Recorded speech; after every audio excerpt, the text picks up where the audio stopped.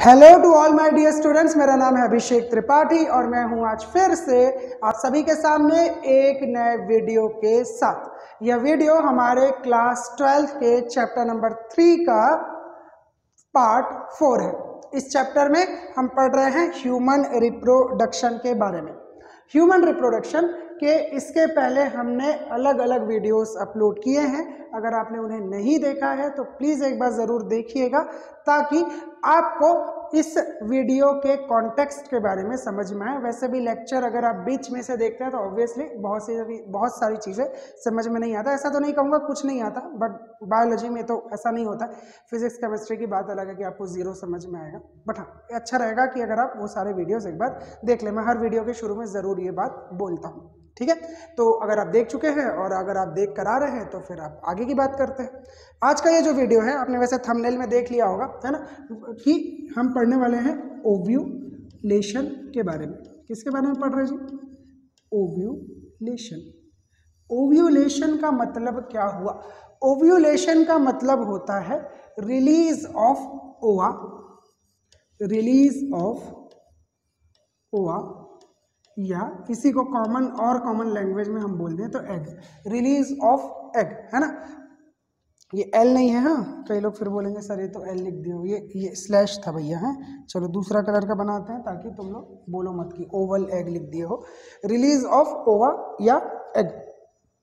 अब ये जो प्रोसेस है ह्यूमंस में, ये हॉर्मोन्स के थ्रू बहुत ही हाईली मॉडरेटेड होता है, मतलब कंट्रोल्ड होता है। तो हमको कुछ हार्मोनल एक्शंस के बारे में समझना पड़ेगा। इसके अलावा अगर आपको हार्मोन्स बहुत डिटेल में जानना है तो उसके भी वीडियोस अपलोडेड हैं, आप उनके भी देख सकते हैं, है ना। तो अभी हम लोग बस ओव्यूलेशन में कौन से हार्मोन्स की ज़रूरत पड़ती है उनके बारे में समझेंगे, ठीक है। तो सबसे पहले तो हम लोग हार्मोन से ही शुरू करते हैं, है ना, क्योंकि इस टॉपिक में समझाने के लिए बहुत कुछ है, बस यही समझ में नहीं आता कि शुरू कहाँ से करें। जब आपको एक बार पता चल जाए शुरू कहाँ से करें तो बस बात वहीं पर खत्म हो जाती है। तो समझने के लिए बहुत सारी चीज़ है, तो शुरुआत आप हमेशा करिए हार्मोनल कंट्रोल से। हार्मोनल कंट्रोल से स्टार्ट करते हैं कि हमारा जो ओव्यूलेशन है वो कंट्रोल कैसे होता है, किस तरीके से होता है, क्या क्या चीज़ें उसके अंदर होती है। तो एक बात समझिएगा कि हार्मोनल कंट्रोल में हमेशा ना एक सीक्वेंस होगा। एक होगा हाइपोथैलेमस, क्या होगा जी? हाइपोथैलेमस। एक होगा पिट्यूटरी ग्लैंड, पिट्यूटरी ग्लैंड, और इसके बाद होगा कोई अदर ग्लैंड, ठीक है, अदर ग्लैंड। अब अदर ग्लैंड में कुछ भी हो सकता है, ठीक है। कोई सा भी एक एंडोक्राइन ग्लैंड का नाम लीजिए, पेनक्रियाज ले लीजिए, थायराइड ले लीजिए, टेस्टिस ले लीजिए, ओवरी इस केस में ले लीजिए, हैं। अब जो कंट्रोल होगा वो इसी तरीके से होगा कि हाइपोथैलेमस पिट्यूटरी को कंट्रोल करता है और पिट्यूटरी फिर अदर ग्लैंड को कंट्रोल करता है। यहाँ पर अदर ग्लैंड का मतलब हम लोग ले लेते हैं, चलिए ओवरी ले लेते हैं, ठीक है। अब ये वाली बातें कुछ लोगों को समझ में आ रही होगी, कुछ को नहीं आ रही होगी, तो आगे आगे मैं अभी समझाने की कोशिश करूंगा। तो बस इतनी सी बात अभी समझ लीजिए, बस इतनी सी बात को ध्यान दे दीजिए कि हमेशा अगर किसी एंडोक्राइन ग्लैंड से कोई हार्मोन रिलीज हो रहा है तो उसका हार्मोन का रिलीज पिट्यूटरी ग्लैंड कंट्रोल करेगा, और पिट्यूटरी ग्लैंड के हार्मोन के रिलीज को, वो हार्मोन जो दूसरे ग्लैंड को कंट्रोल करने के लिए निकाला गया है, उसको हाइपोथैलेमस कंट्रोल करेगा, ठीक है। अब इसको एक एग्जांपल से समझते हैं। एक एग्जांपल हम लोग बिना ओवरी के एक एग्जांपल लेते हैं। जैसे कि आपको पता है थायराइड ग्लैंड होता है, थायराइड ग्लैंड रिलीज करता है T3 और T4, थायरोक्सिन जिसको बोलता है, ठीक है। अब थायराइड ग्लैंड को इस हार्मोन को रिलीज करवाने के लिए पिट्यूटरी जो होता है वो TSH रिलीज करता है। जब तक TSH नहीं आएगा तब तक T3 T4 रिलीज नहीं होगा। पिट्यूटरी के TSH का फुल फॉर्म है थायराइड स्टिमुलेटिंग हार्मोन। अब पिट्यूटरी TSH तब निकालता है जब हाइपोथैलेमस पिट्यूटरी को एक हार्मोन रिलीज करके देता है TRH, थायरोट्रोपिन रिलीजिंग हार्मोन। तो बात समझ में आई कि अगर थायराइड का हार्मोन निकालना है तो पिट्यूटरी का ये हार्मोन जरूरी है, और पिट्यूटरी के इस हार्मोन को निकालने के लिए हाइपोथैलेमस का ये हार्मोन जरूरी है। मतलब जब तक हाइपोथैलेमस ये हार्मोन नहीं निकालेगा तब तक थायराइड से T3 T4 नहीं निकलेगा, ठीक है। अब सेम केस हम लोग अब आगे पढ़ते हैं। ये वाली बात अगर आपको समझ में आ गई है, ठीक है, ये वाली बात अगर आपको समझ में आ गई है तब हम लोग आगे बढ़ेंगे, और नहीं आ गई है तो एक बार फिर से आप क्या करेंगे, रिपीट करेंगे, फिर हम लोग आगे बढ़ेंगे, क्योंकि आगे तो हम बढ़ ही रहे हैं ना दोस्त। हाँ, तो वीडियो है, वीडियो को तो 10 बार देखिए, क्या दिक्कत है। तो वीडियो को 10 बार वैसे कोशिश करिएगा ना देखना पड़े, बहुत देर तक क्या देखोगे मेरे को। हाँ चलिए, तो अभी हम लोग देखते हैं ओवरी। अब ओवरी का क्या होता है कि ओवरी हो या टेस्टिस, जो भी ह्यूमन गोनैड्स हैं, प्राइमरी रिप्रोडक्टिव ऑर्गन्स हैं, उनके दो काम होंगे। एक होगा हार्मोन रिलीज करना, ठीक, और दूसरा होगा जर्म सेल्फ प्रोडक्शन होगा, या जिसको हम जर्मिनेशन भी बोल सकते हैं, चले ठीक है, जर्मिनेशन बोल देते हैं। हाँ, अब हार्मोन जो है, ये हार्मोन क्यों रिलीज होते हैं, ये क्या करते हैं, सेकेंडरी सेक्सुअल कैरेक्टर्स को कंट्रोल करते हैं। क्या करते हैं, सेकेंडरी सेक्सुअल कैरेक्टर्स को कंट्रोल करते हैं, ठीक है। अब सेकेंडरी सेक्सुअल कैरेक्टर्स क्या होते हैं, सेकेंडरी सेक्सुअल कैरेक्टर्स आपने सुना होगा, पर अगर मैं आपको बोलूं कि डिफाइन करके बताइए तो आप कैसे बताएंगे सेकेंडरी सेक्सुअल कैरेक्टर क्या होता है। और अगर सेकेंडरी होता है तो कोई ना कोई प्राइमरी भी होता होगा, तभी ना इसका सेकेंडरी है, वरना इसको सिर्फ सेक्सुअल कैरेक्टर बोल देते हैं। हाँ, सेकेंडरी बोले मतलब प्राइमरी भी होता है, तो प्राइमरी क्या है, सेकेंडरी क्या है, सोच के देखिए, सोच के देखिए, सोच के देखिए, चलिए पॉज करिए, सोचिए, और उसके बाद आंसर सुनिए। तो प्राइमरी और सेकेंडरी सेक्सुअल कैरेक्टर्स का मतलब क्या होता है। देखो, सेक्सुअल का मतलब यहीं पर देख लेते हैं, सेक्सुअल का मतलब जेंडर से रिलेटेड है, ठीक, यह जेंडर स्पेसिफिक है, और कैरेक्टर का मतलब तो कैरेक्टर है, तो जेंडर स्पेसिफिक कैरेक्टर की बात कर रहे हैं, ऐसा कैरेक्टर जो केवल एक जेंडर में मिलता है, दूसरे में नहीं मिलता है ना, तो बस ये वाली बात हुई। हाँ, तो सेक्सुअल कैरेक्टर तो ये हो गया जो किसी एक स्पेसिफिक जेंडर में मिलता है। अब सेकेंडरी मतलब सेकेंडरी जो बाद में आए तो प्राइमरी भी होगा। तो देखिए सिंपल सी बात है, एकदम आसान भाषा में समझा रहा हूँ, वो कैरेक्टर जिसको आप देख के बता सकते हो कौन मेल है कौन फीमेल है, बस उसी को हम सेकेंडरी सेक्सुअल कैरेक्टर, सॉरी, उन्हीं को ही सेकेंडरी सेक्सुअल कैरेक्टर कह देते हैं, ठीक है। अब देखिए कि अगर मैं आपको मोर दिखाऊं, तो मोर के पंख होते हैं सुंदर से, और मोरनी के वो सुंदर पंख नहीं होते हैं, तो अगर आपको सामने मोर और मोरनी रख दे तो आपको सिर्फ उनके पंख देख के समझ में आ जाएंगे कि ये मोर है वो मोरनी है। लॉयन देख लीजिए, लॉयन और लॉयनेस देख लीजिए, लॉयन के ऐसे गर्दन पे बहुत सारे बड़े बड़े बाल होते हैं, लॉयनेस में वो नहीं होता, तो आप शेर और शेरनी को बस वहीं से पहचान सकते हैं, समझ सकते हैं, है ना। तो वो उसका सेक्सुअल कैरेक्टर हो गया। तो सेक्सुअल कैरेक्टर क्या होता है, सेक्सुअल कैरेक्टर वो कैरेक्टर होता है जिसको देखकर आप सेक्स यानी कि जेंडर जो है वो डिटरमाइन कर सकते हैं। अब प्राइमरी सेक्सुअल कैरेक्टर क्या होगा, प्राइमरी सेक्सुअल कैरेक्टर होते हैं वो कैरेक्टर जब बच्चा पैदा हुआ और आपको पता चला कि ये मेल है या फीमेल है, मतलब कि प्राइमरी कौन सा होता है, प्राइमरी कौन सा होता है, प्राइमरी होता है जेनिटल्स। जेनिटल से ही तो समझ में आता है कि जो एक बच्चा पैदा हुआ है वो मेल है या फीमेल है, बॉय है या गर्ल है, ठीक है। अब देखिए 1 साल के बच्चे को, 2 साल के बच्चे को, 3 साल के बच्चे को, 4-5 साल के बच्चे को अगर आप सेम टाइप का कपड़े पहना दें, चाहे आप किसी भी जेंडर को कपड़े पहना दें दूसरे जेंडर का, जैसे मान लीजिए लड़के को फ्रॉक पहना दें और उसके बगल में एक एक्चुअल लड़की रख दें, दोनों 2-2 साल के, हाँ, हेयर वेयर कुछ भी आप देख के नहीं बता सकते कि ये मेल है या ये फीमेल है, बॉय है या गर्ल है ना। आप सेम चीज़ लड़कियों के साथ भी होता है, पैंट शर्ट बना दो, उनके बाल काट दो, लड़कों जैसे दिखने लगेंगे, लड़के बच्चे जैसे दिखने लगेंगे, ठीक है। तो ऐसा होता है ना कि हम लोग पूछते हैं, जैसे कोई छोटा सा बच्चा दिखा, अरे ये लड़का है कि लड़की है, ये तो कॉमन सा वर्ड है, हम तो हमेशा पूछते हैं, है ना। आप अपने घर के आसपास तो ज़रूर पूछते होंगे। तो जैसे कि आपके घर में कोई छोटा बेबी आया है या किसी के साथ आप पहली बार मिल रहे हो, उनके हाथ में छोटा सा बेबी है, तो अरे क्या नाम है तुम्हारा, क्या लड़का है कि लड़की है, ऐसा पूछते हैं।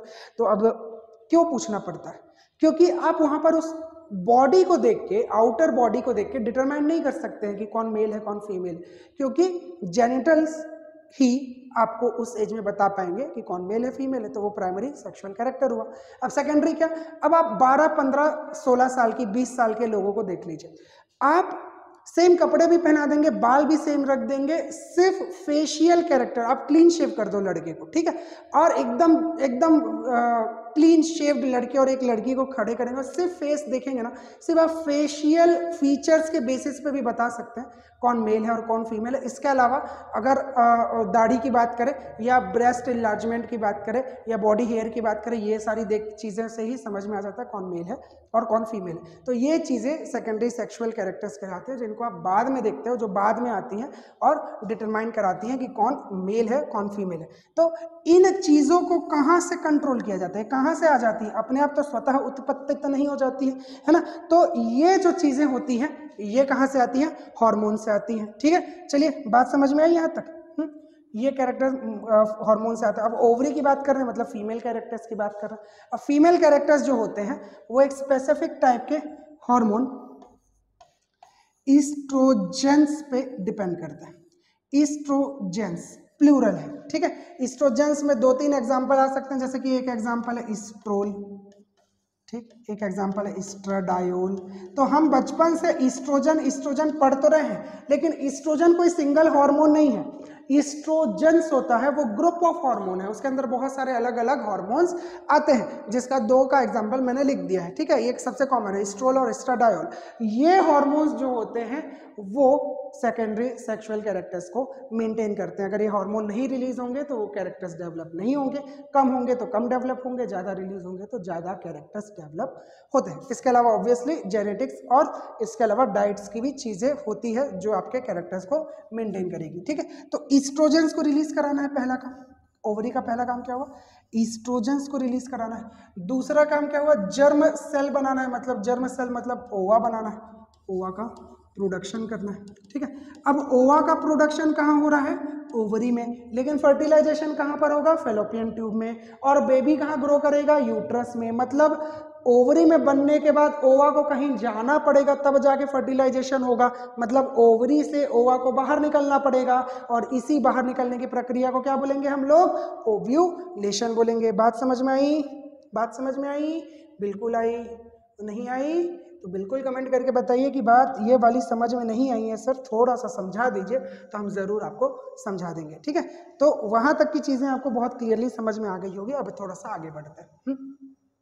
अब देखिए क्या होता है कि पिट्यूटरी ग्लैंड से 2 हार्मोन निकलते हैं, वो पिट्यूटरी ग्लैंड से 2 हार्मोन निकलते हैं। एक का नाम है LH और एक का नाम है FSH। LH और FSH, LH का फुल फॉर्म ल्यूटिनाइजिंग हार्मोन, ठीक,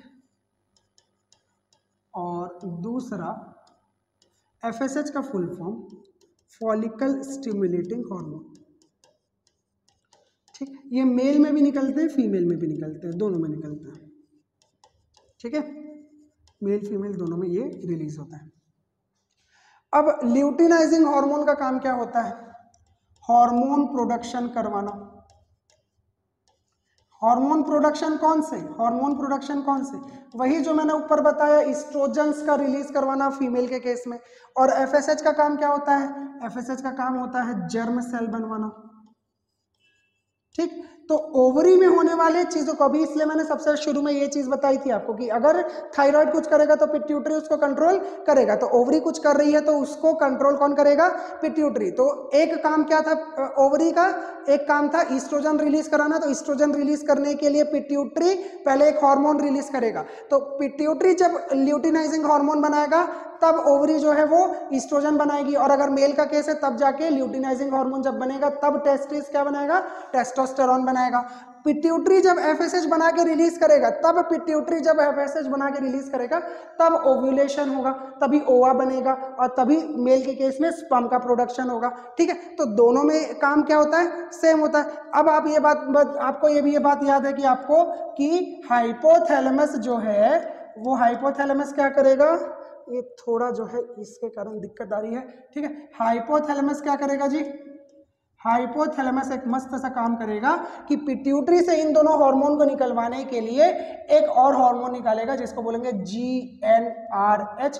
फुल फॉर्म होता है gonadotropin, gonadotropin releasing hormone, gonadotropin releasing hormone. ठीक है, गोनाडोट्रोपिन रिलीजिंग हार्मोन, ठीक है। चलो, गोनाडोट्रोपिन रिलीजिंग हार्मोन। अब गोनाडोट्रोपिन रिलीजिंग हार्मोन में क्या आपको समझना है, एक चीज आपको ये चीज समझना है कि इसका नाम गोनाडोट्रोपिन रिलीजिंग हार्मोन क्यों है, क्योंकि इन दोनों को एक साथ गोनाडोट्रोपिन कहा जाता है, ठीक है। इन दोनों को एक साथ गोनाडोट्रोपिन कहा जाता है, ठीक। अब मैं अपनी क्लास में क्या है ना, मैं डिक्टेटेड नोट्स बनवाता हूँ तो वो नोट्स बड़े सुंदर बन जाते हैं।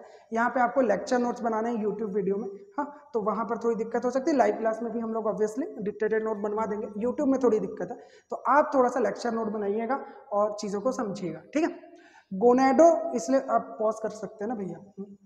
तो देखो गोनाडोट्रोपिन, ये बोल रहा था मैं, गोनाडोट्रोपिन क्या नाम है, एलएच और एफएसएच का नाम एक साथ क्या है, गोनाडोट्रोपिन से होता है, पर गोनाडोट्रोपिन तो इन्हीं को रिलीज कराने वाला हार्मोन। तो क्या बात समझ में आई अपने को एक बात समझ में आ गई है सर कि हाइपोथैलेमस से जब जीएनआरएच निकलेगा तभी पिट्यूटरी से एफएसएच और एलएच निकलेगा और तभी ओव्यूलेशन होगा और तभी ईस्ट्रोजन बनेगा। ओव्यूलेशन कराने का, ओव्यूलेशन शब्द यहाँ पर नहीं यूज करना चाहिए, ओवा का प्रोडक्शन होगा। अब ओव्यूलेशन कराने का काम भी ईस्ट्रोजन का होता है, तो फीमेल में जितने भी काम होते हैं रिप्रोडक्टिव रिलेटेड या सेक्सुअली कैरेक्टर्स के रिलेटेड, वो सारी चीज़ें कौन कंट्रोल करता है, ईस्ट्रोजन करता है। इसके अलावा आपने एक शायद प्रोजेस्टेरोन हार्मोन का नाम सुना होगा, तो प्रोजेस्टेरोन हार्मोन के बारे में हम लोग आगे कभी देखेंगे, कभी मतलब आज ही के लेक्चर में देखेंगे ऑब्वियसली, लेकिन यहाँ पर नहीं देखेंगे, ठीक है। तो चलिए अब हम लोग एक काम करते हैं, दूसरा टैब ले लेते हैं। चलो अब देखो क्या देखें सर, दिखा रहे भैया, रुको। तो अब आपको पता है ओवरी का शेप, ओ हो बताओ, ये राखी जी मतलब ये जो हाथ में बंधी है, इनकी बड़ी दिक्कत है। चलिए, ये कुछ ओवरी का शेप कुछ इस तरीके से होगा, इसके ऊपर फेलोपियन ट्यूब होगा, फेलोपियन ट्यूब आगे जाएगा, इसके बारे में मैंने पहले बता दिया है ना, और ये कुछ इस तरीके से बनेगा, ठीक है। उधर से दूसरा फेलोपियन ट्यूब आएगा। अब देखो फर्टिलाइजेशन, साइट ऑफ फर्टिलाइजेशन ये है, ठीक है। साइट ऑफ फर्टिलाइजेशन जो है वो ये है। ओवा कहाँ बन रहा है, यहाँ पर बन रहा है। अब जब यहाँ पर ओवा बन रहा है तो यहाँ से ओवा निकलेगा, रिलीज होगा, फिर फेलोपियन ट्यूब उसको कैच करता है। ये चीज़ भी मैंने बताई है कि ओवा रिलीज होता है और फेलोपियन ट्यूब उसको कैच करता है। तो ये जो ओवा रिलीज होने की बात है, इसी को क्या बोलते हैं हम लोग, ओव्यूलेशन बोलते हैं। अब ओव्यूलेशन समझने के लिए उसके पहले आप ये समझ लीजिए कि ये जो ओवरी है इसके दो पार्ट होते हैं। ओवरी का एक ये बीच वाला पार्ट होता है जहाँ पे सारे के सारे ब्लड वेसल होते हैं। यहाँ पर क्या होगा, ब्लड वेसल होगा, ठीक है। और इसके अलावा आर्टरी है तो फिर वेन भी होगा ना जी, वेन भी तो बना लेते हैं ना, चलो वेन भी है, आर्टरी है, वेन है, ठीक है। इसके अलावा नर्व्स भी होंगे। तो ये आर्टरी, वेन और नर्व है, ये इस वाले हिस्से में, केवल बीच वाले हिस्से में। तो ये जो बीच वाला हिस्सा होता है इसको क्या बोलते हैं, इसको हम लोग बोलते हैं मेड्यूला, ठीक है। और ये जो ओपनिंग बच गया है, ये जो ओपनिंग है इसको बोलते हैं हाइलम, जहाँ से सभी के सभी नर्व और आर्टरीज और वेन्स एंटर कर रहे हैं, ठीक। अब ये सरफेस वाला एरिया है, ये वाला, ठीक। मैंने आपको पूरा वो फॉलिकल ऑलिकल बताया था, ठीक है, फॉलिकल के बारे में बताया लास्ट वाले वीडियो में। वो जो फॉलिकल का डेवलपमेंट है वो इस सरफेस पे होता है, एकदम यहाँ पे, ठीक है। तो जब ग्राफियन फॉलिकल यानी कि लास्ट लेवल का जो फॉलिकल होता है वो बन जाता है, तो उसको आप ओवरी के ऊपर से देख सकते हैं, उसको टच किया जा सकता है, फील किया जा सकता है, देखा जा सकता है ओवरी के ऊपर से, ठीक है। तो यहाँ पर आप क्या कर सकते हैं, ग्राफियन फॉलिकल को देख भी सकते हैं, दिख जाता है। अब ये वाला हिस्सा जहाँ पर फॉलिकल का डेवलपमेंट होगा इसको कॉर्टेक्स बोलते हैं। तो ओवरी दो पार्ट में डिवाइडेड हो गया, एक कॉर्टेक्स एक मेड्यूला। ऐसे कॉर्टेक्स और मेड्यूला आप ब्रेन में भी पढ़ोगे और किडनी में भी पढ़ोगे, एड्रिनल ग्लैंड में भी पढ़ोगे। तो जनरली यही होता है, आउटर वाला जो सरफेस होता है उसको हम कॉर्टेक्स बोल देते हैं, बीच का जो अंदरूनी भाग होता है उसको मेड्यूला बोलते हैं। तो कॉर्टेक्स और मेड्यूला में ओवरी भी जो है वो बटा हुआ है, डिवाइडेड है, ठीक है। अब कॉर्टेक्स रीजन में क्या बनेगा, यहाँ पर बनेगा फॉलिकल, फॉलिकल का डेवलपमेंट होगा, और उसके बाद बीच वाले में क्या बनेगा, मेड्यूला। मेड्यूला का मतलब मेड्यूला में क्या होगा, मेड्यूला में आर्टरीज और वेन्स जाएंगे, ठीक है। चलिए अब आपको मैंने एक चीज़ बताई थी, क्या बताई थी सर, एक चीज़ बताई थी ना यार, तुम लोग कैसे करते हो, हमेशा पूछते रहते हो क्या बताई थी। मैंने आपको बताया था कि ओवा जो है वो इस तरीके का है, ठीक है। ओवा जो है ये ऐसा है, ठीक है। ये बताई थी बात मैंने, बिल्कुल बताई थी सर। इसके बाद ओवा के आसपास मैंने एक चीज़ बताई थी, क्या बताई थी, सेल्स का लेयर होगा। तो हम लोग यहाँ पर येलो कलर का सेल का लेयर बना देते हैं, ठीक है। अब इन सेल्स को ग्रेन्युलोसा सेल बोलते हैं, जो कि मल्टीपल लेयर्स में होती हैं, ठीक। आप इस वाले लेवल को 10 सेकंड फॉरवर्ड कर सकते हैं। अब इसको लाइव में बनाना तो ज़रूरी है, ठीक। तो मल्टीपल लेयर्स में क्या होते हैं, ग्रेन्युलोसा सेल होते हैं। क्या होते हैं, मल्टीपल लेयर्स में ग्रेन्युलोसा सेल होते हैं, ठीक है। अब ग्रेन्युलोसा सेल के बाहर में क्या होता है सर, ग्रेन्युलोसा सेल के बाहर में थीका इंटरना होता है। बात समझ में आई, ठीक है।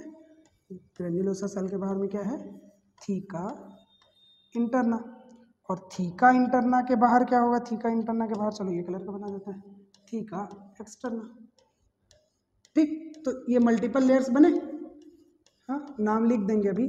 अब ये जो है लास्ट लेवल का फॉलिकल है, जिसको हम क्या बोलते हैं, ग्राफियन फॉलिकल। ये किसका फिगर बना, ग्राफियन फॉलिकल।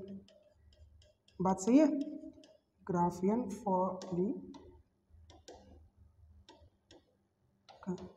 फॉलिकल बना, ठीक है। अब ये जो ग्राफियन फॉलिकल है, इसमें क्या क्या होता है, ये थीका एक्सटर्ना होता है। क्या होता है, थीका एक्सटर्ना। ये अंदर वाला क्या होता है, ये थीका इंटरना होता है। ये वाला क्या होता है, ये ग्रेन्युलोसा सेल होता है,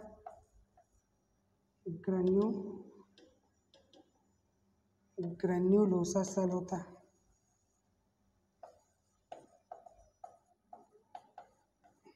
आप बोलोगे कि सर पहले भी तो सही लिख रहे थे, क्यों मिटा दिए, क्योंकि उस समय मार्क यहाँ हो गया था। अब ग्रेन्युलोसा सेल सारे एक साइड खसक गए हैं, ठीक है। ये मैंने बताया था ना कि सारे ग्रेन्युलोसा सेल एक तरफ खसक जाते हैं, जिसके कारण ये खाली जगह बनती है, जिसको एंट्रम बोलते हैं, ठीक है। इसको क्या बोलते हैं, एंट्रम बोलते हैं। अब ये जो एंट्रम होता है, ये एंट्रम बनने के बावजूद ये ग्रेन्युलोसा सेल का कुछ हिस्सा जो है ये एक गोल लेयर बना के रखता है। अब ग्रेन्युलोसा सेल के इस गोल लेयर को हम लोग बोलते हैं, मस्त से नाम याद हो जाएगा इसका नाम, क्योंकि कोरोना है। इसका होता है नाम पूरा कोरोना रेडिएटा, ठीक है। क्या नाम हो गया इसका, कोरोना रेडिएटा हो गया। अब ये कोरोना रेडिएटा जो है, ये कहाँ पर है, इस पूरे ओवा के चारों तरफ है। और ये कहाँ पर है, सब कुछ पूरा का पूरा ये यहाँ पर है, सरफेस पे है, ठीक है। ये सरफेस पे चला गया। अब एक बात समझिएगा दोस्त, क्या समझिएगा, कि अब हम लोग सिर्फ ये बाकी का जो मल्टीपल लेयर्स है ना उसको हटा देते हैं, सिर्फ इतने हिस्से को कोरोना रेडिएटा और उसके अंदर अपना ओवा, इसको देखते हैं, ठीक है।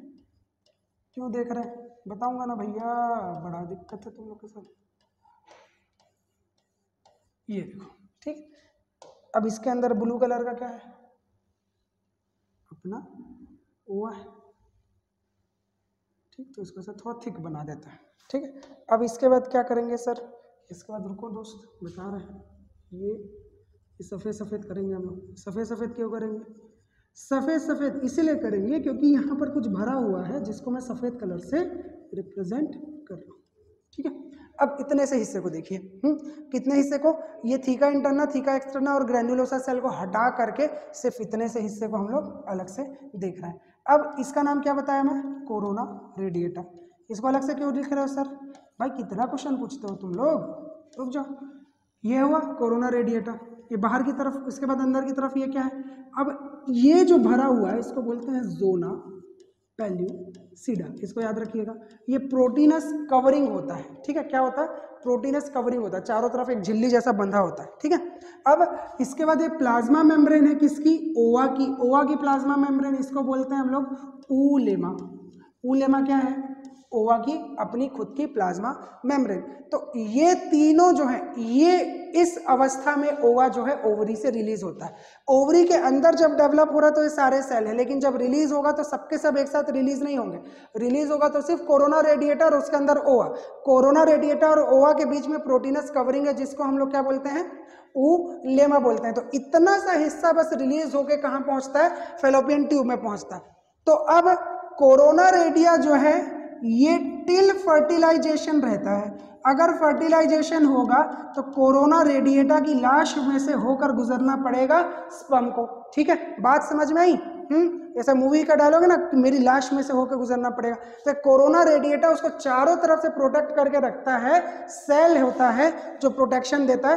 अब जो स्पर्म है उसके टिप में एक्रोसोम होता है, जिसके अंदर फैगोसाइटिक एंजाइम्स होते हैं। वो जो एंजाइम होते हैं वो क्या करते हैं, कोरोना रेडिएटा को बार बार किल करते हैं।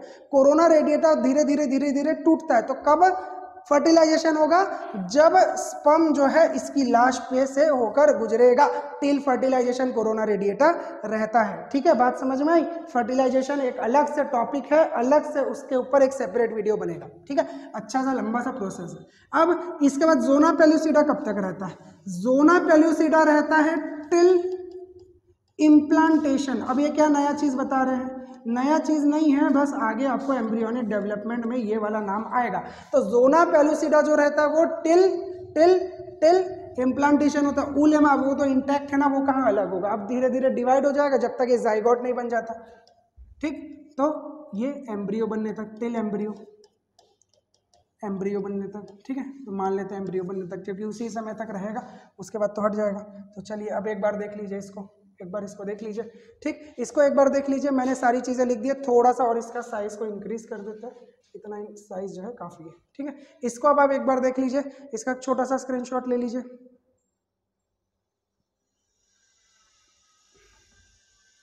ठीक, चलिए यहाँ तक समझ में आया कि किस तरीके से रिलीजिंग होने वाला है, कैसे होने वाला है, यहाँ तक समझ में आया? चलिए ठीक है, आगे बढ़े। देख अब आगे क्या बताना है आपको। अब आपको मैं ये बताना चाहता हूँ, अच्छा इसी की ज़रूरत पड़ेगी ना, तो हम लोग क्या करते हैं, अगर आपने इसका स्क्रीनशॉट ले लिया तो मैं यहाँ पर थोड़ा सा एडिटिंग कर रहा हूँ। ठीक है, ठीक, तो एक लास्ट चांस मैं आपको दे देता हूँ, अगर आपने पॉज करके स्क्रीनशॉट नहीं लिया तो एक बार ले लीजिए, इसके बाद मैं यहाँ पर थोड़ा सा एडिटिंग करने वाला हूँ। ठीक है, चलिए अब हम लोग इसको मिटा रहे हैं। तो हम लोग मिटा देते हैं कुछ इस तरह का से।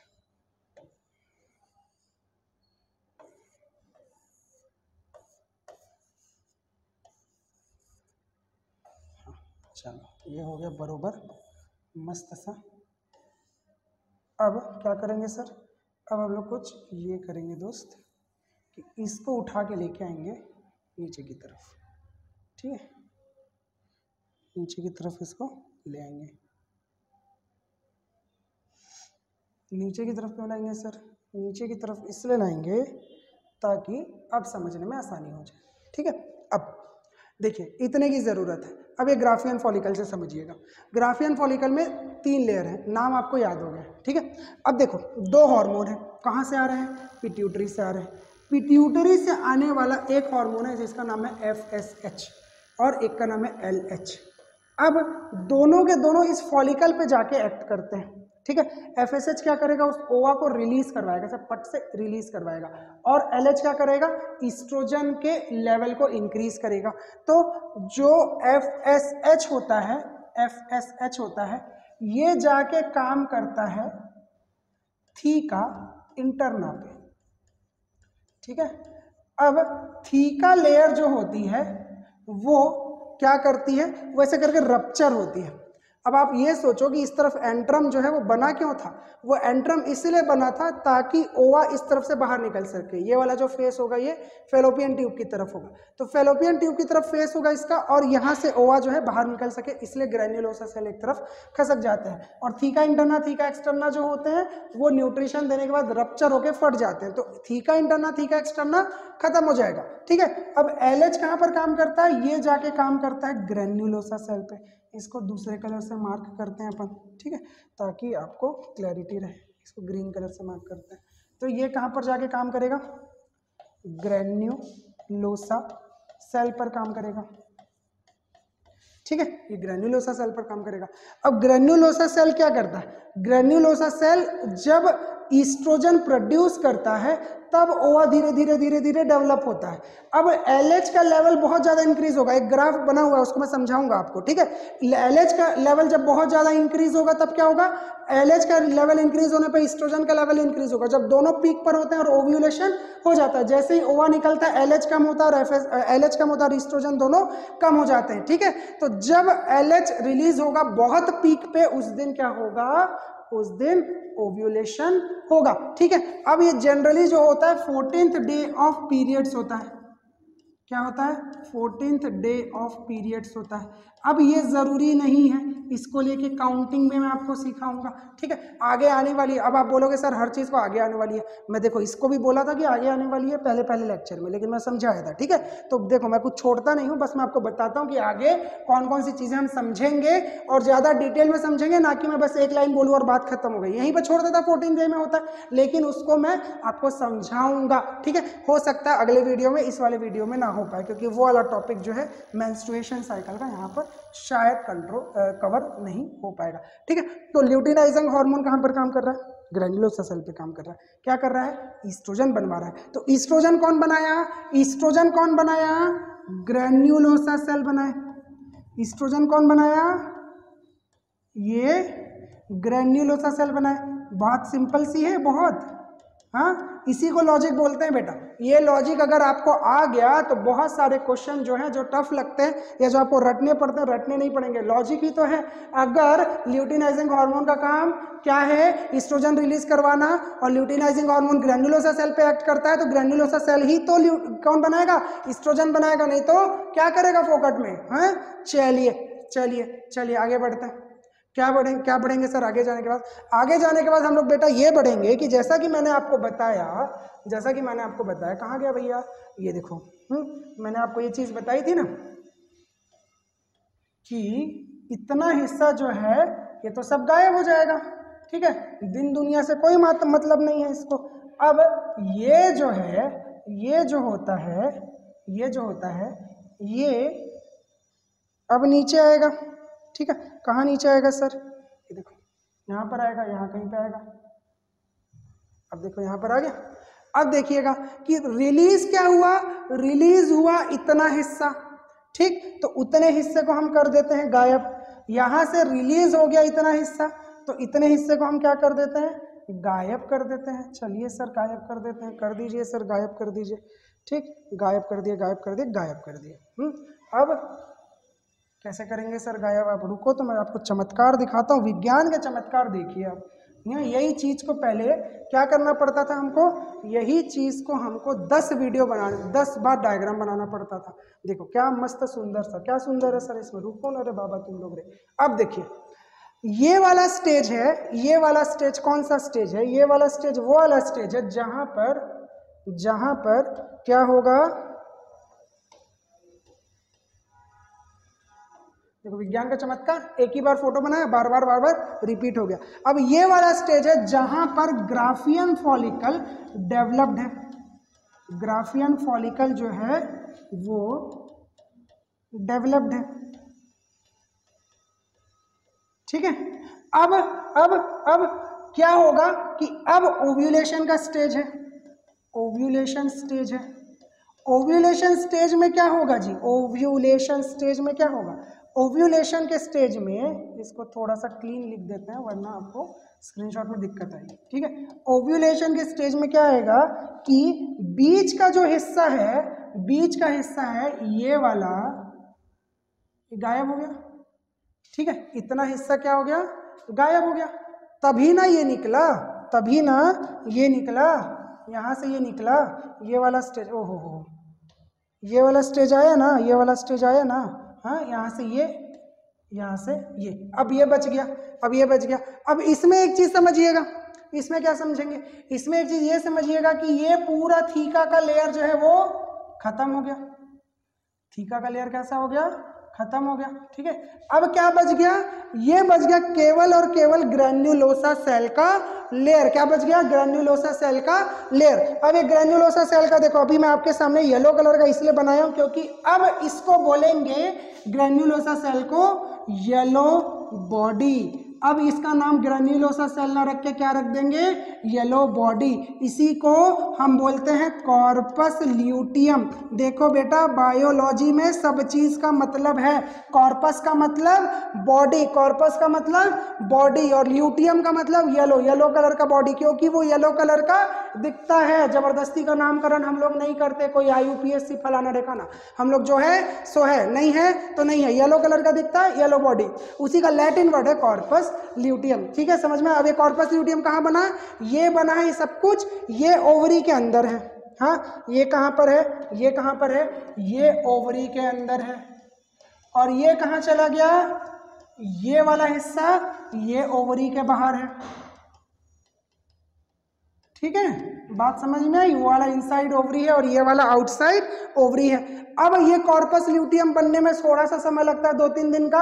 अब ये 3 दिन के समय के बाद कॉर्पस ल्यूटियम बनता है और इसके बाद ये क्या करता है, कॉर्पस ल्यूटियम का काम होता है रिलीज ऑफ प्रोजेस्ट्रॉन। क्या होता है, रिलीज ऑफ प्रोजेस्ट्रॉन। यहां तक समझ में आया। प्रोजेस्ट्रॉन कौन बनाया, कॉर्पस ल्यूटियम। और कॉर्पस ल्यूटियम कहां से बना, उन ग्रैन्युलोसा सेल से बना जो कि ओवरी के अंदर बच गए थे कोरोना रेडिएटा को छोड़ के, बाकी का जो एक तरफ खसका हुआ ग्रैन्युलोसा सेल था। इसका एक बार स्क्रीनशॉट ले लेंगे, इसका एक बार स्क्रीनशॉट ले लेंगे और अच्छा वाला सुंदर सा चकाचक वाला ले लेंगे। ठीक है, ठीक ठीक ठीक ठीक ठीक। चलिए चलिए चलिए चलिए चलिए चलिए अब देखिए, ओहो अब देखते हैं, क्या देखते हैं सर। अब ये प्रोजेस्ट्रॉन का काम क्या है, अब ये प्रोजेस्ट्रॉन का काम क्या है, वो ले लिया था ना स्क्रीनशॉट, ठीक है, वरना पीछे जाके ले लीजिए एक बार। प्रोजेस्ट्रॉन जो होता है ये प्रेगनेंसी मेंटेनिंग होता है। इस हार्मोन का काम क्या है, प्रेगनेंसी का मेंटेनेंस करना होता है। ठीक, जब तक प्रेगनेंसी होगी तब तक प्रोजेस्टेरॉन रिलीज होना चाहिए और जब तक प्रोजेस्टेरॉन रिलीज होगा तब तक प्रेगनेंसी सस्टेन करेगी। ठीक है, अब ये सस्टेन कैसे करती है, देखिए क्या होता है प्रोजेस्टेरॉन का फंक्शन आगे थोड़ा डिटेल में जब हम यूट्रस के बारे में पढ़ेंगे समझ में आएगा कि जो सर्विक्स वाला एरिया मतलब जो बेबी है वो बॉडी के अंदर इसीलिए है क्योंकि प्रोजेस्टेरॉन है। जिस दिन डिलीवरी होने वाली होती है उस दिन प्रोजेस्टेरॉन का लेवल नीचे होता है और जब प्रोजेस्टेरॉन का लेवल नीचे होता है उस दिन ईस्ट्रोजन का लेवल ऊपर होता है। ये बात याद रखिएगा कि ईस्ट्रोजन और प्रोजेस्टेरॉन जो होते हैं एक दूसरे के विरोधी होते हैं। क्या होते हैं, विरोधी होते हैं, राइवल्स होते हैं, एक दूसरे के ऑपोजिट होते हैं, दुश्मन होते हैं। ठीक है, जो काम ईस्ट्रोजन करेगा जस्ट उसका उल्टा काम प्रोजेस्टेरॉन, और जो काम प्रोजेस्टेरॉन करेगा जस्ट उसका उल्टा काम ईस्ट्रोजन करता है। अब कौन कौन क्या क्या करता है, देखिए सिंपल सी बात है, ओव्यूलेशन कराने का काम ईस्ट्रोजन का है, ओवा डेवलप कराने का काम ईस्ट्रोजन का है। तो जब तक प्रोजेस्टेरॉन होगा तब तक ओवा डेवलप नहीं होगा, जब तक प्रोजेस्टेरॉन होगा तब तक ओव्यूलेशन नहीं होगा। बात समझ में आई। इसीलिए जब तक प्रेगनेंसी रहती है, अगर 9 महीने अगर प्रेगनेंसी हो गई, फर्टिलाइजेशन हो गया, तो 9 महीने तक प्रोजेस्टेरॉन के रहने के कारण ओवा का डेवलपमेंट नहीं होता है। ठीक है, बात समझ में आई, दोनों एक दूसरे के ऑपोजिट हैं। तो देखिए क्या होता है कि अगर फर्टिलाइजेशन नहीं हुआ तो 10 दिन तक 3 दिन तक जो कॉर्पस ल्यूटियम है वो प्रोजेस्टेरॉन बना के रिलीज करेगा। और अगर फर्टिलाइजेशन हो गया तो 3 महीने तक, फर्टिलाइजेशन नहीं हुआ तो 3 दिन तक, और फर्टिलाइजेशन हो गया तो 3 महीने तक प्रोजेस्टेरॉन कौन बनाएगा, कॉर्पस ल्यूटियम। और 3 महीने के बाद प्लेसेंटा बनता है और प्लेसेंटा जो है फिर बनाने लगता है क्या, प्रोजेस्टेरॉन। तो प्रोजेस्टेरॉन 9 महीने बनेगा, 3 महीने शुरू के कॉर्पस ल्यूटियम, 6 महीना बाद के कौन, प्लेसेंटा। और अगर फर्टिलाइजेशन नहीं हुआ तो 3 दिन में प्रोजेस्टेरॉन खत्म, ईस्ट्रोजन वापस आता है। ईस्ट्रोजन वापस आता है, मेंस्ट्रुएशन शुरू होता है। मेंस्ट्रुअल साइकिल और मेंस्ट्रुएशन में डिफरेंस होता है, वो भी आगे हम लोग किसी लेक्चर में पढ़ेंगे। ठीक है, तो अभी क्योंकि फीमेल रिप्रोडक्टिव सिस्टम जो है काफ़ी वास्ट है, इसके ऊपर एटलीस्ट 1 वीडियो और आने वाला है, तभी जाकर ये चैप्टर जो है वो, ये टॉपिक जो है वो खत्म होगा। ईस्ट्रोजन और प्रोजेस्टेरॉन समझ में आया। देखिए अब क्या होगा कि ये कॉर्पस ल्यूटियम जो है, क्या होगा कि डेड हो जाएगा। कब डेड हो जाएगा? ये तब डेड हो जाएगा जब इसका प्रोजेस्टेरोन रिलीज करने का काम या तो प्री फर्टिलाइजेशन या तो पोस्ट फर्टिलाइजेशन ये डेड हो जाएगा। जैसे इसका हार्मोन का रिलीज का काम खत्म हो जाता है तो ये डेड हो जाता है, मर जाता है। अब ये येलो कलर से बन जाता है व्हाइट कलर में, जबरदस्ती का ये कलर नहीं ले रहा हूं। अब इसको बोलते हैं व्हाइट बॉडी। व्हाइट बॉडी का दूसरा नाम कॉर्पस एल्बिकेंस। तो कॉर्पस एल्बिकेंस जो होते हैं ये बॉडी पे डेवलप्ड रहते हैं, बने रहते हैं। अगर भी किसी भी फीमेल की अगर ओवरी को कट करेंगे तो उनकी बॉडी में ओवरी के अंदर में white white white white dot दिखते हैं नॉर्मल आंखों से, और वो वही है कॉर्पस एल्बिकेंस, जो कि उनके ओव्यूलेशन के बाद कॉर्पस ल्यूटियम बनने के बाद कॉर्पस एल्बिकेन बना, जो व्हाइट कलर का हो गया है। बात समझ में आई? यहाँ तक है आपका ओव्यूलेशन का टॉपिक। आई होप आपको समझ में आया होगा। मैंने बहुत सारी चीज़ें बहुत डिटेल में बताई हैं, मैंने आपको स्पेस दिया है, अभी एक और स्पेस दे रहा हूं ताकि आप अपना एक छोटा सा स्क्रीनशॉट ले सकें। छोटा सा स्क्रीनशॉट कैसे लेंगे, कैसे लेंगे, कैसे लेंगे? अब हम लोग थोड़ा सा इसको ऐसे करते हैं, ये यहीं तक है ना, उसके ऊपर का तो हमने पहले देख लिया था। तो ये यहाँ तक है, इसको आप क्या करें, स्क्रीनशॉट ले लीजिए, स्क्रीनशॉट ले लीजिए और नोट्स कर लीजिए। इसके अलावा आप मेरे लेक्चर्स को भी नोट के फॉर्म में लिख सकते हैं, ठीक है। ये काफ़ी होगा, आपको ड्राइंग एक बार देख लेंगे और इसके अलावा मेरा लेक्चर एक बार सुन लेंगे फिर से, तो आपको सारी चीज़ें एकदम क्लियर कट समझ में आ जाएंगी, ठीक है। इसके अलावा भी कुछ समझ में नहीं आता है कमेंट ज़रूर करिएगा। वीडियो आपको शायद पसंद आया हो, मैं ऐसे ही आशा तो ज़रूर करूँगा। अगर आपको पसंद है तो प्लीज़ लाइक कीजिए, अगर नहीं पसंद है तो प्लीज़ कमेंट करके ज़रूर बताइए कि क्या कमी आपको महसूस होती है। आप शेयर ज़रूर करिए, सब्सक्राइब ज़रूर करिए और ज़रूर आप लाइक करते रहिए। व्यूज़, लाइक और सब्सक्राइबर्स बढ़ने से हमें बहुत मोटिवेशन मिलता है। बहुत लंबी दूरी हम तय करके आए है ना, हम लोग अभी काफ़ी लंबे अरसे से वीडियोस बना रहे हैं और काफ़ी ज़्यादा लोगों को अपने साथ जोड़ पाए। इसको हम लाखों करोड़ों तक लेकर जाना चाहते हैं, जिसमें आपकी ज़रूरत पड़ेगी। अगर आप चाहते हैं ऑफलाइन पढ़ना है तो प्लीज़ हमारे विजिट करिए हमारे इंस्टीट्यूशन में। आपको नीचे डिस्क्रिप्शन बॉक्स में सारे कॉन्टैक्ट डिटेल्स और एड्रेस मिल जाएंगे। आज के वीडियो के लिए बस यहीं तक, अगली वीडियो का इंतज़ार करिएगा। अपना ख्याल रखिएगा और तब तक थैंक यू वेरी मच।